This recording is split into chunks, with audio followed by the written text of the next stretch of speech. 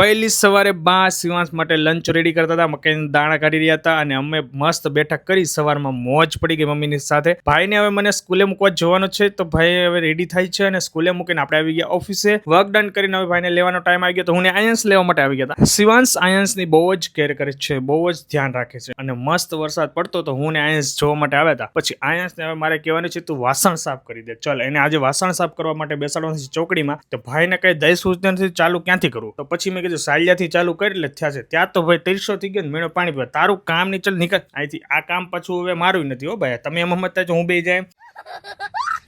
વરસાદ ધમ પડતો તો રેઇનકોટ પહેરી નીકળી ગયા અને રસ્તા મળી ગયા ડીકે સર. તો એમને જય સ્વામી કહ્યા. હું આયન્સ માટે ખોવી લેવા ગયા હતા. આયન્સ તોડ છે, ચાંબડ તોડી જ નાખે બધું. ઓફિસે આવીને રાજેશ સર જોડે મસ્ત મીટિંગ કરી વિથ SIP અને પછી ઘરે પહોંચી ગયો તો શિવાંશ અને ચિરાગ અંકલની ફૂલ મસ્તી ચાલુ હતી ને હું નીચે વેઇટ કરતો તો પૂજાનો. અમે આવી ગયા છીએ હવે જોને બેસવા માટે. દર્શકભાઈને ત્યાં આવી ગયા, સાધુભાઈને ત્યાં બેસવા માટે આવી ગયા હતા. આફ્ટર સો લોંગ મોજ પડી ગઈ. ચલો ઘરે આવીને સુવિચાર વાંચીને ભગવાનને પોઢાડી દેવાના છે. તો વિડીયો આપણે અહીંયા કરી દઈએ. બાય બાય, જય સ્વામિનારાયણ.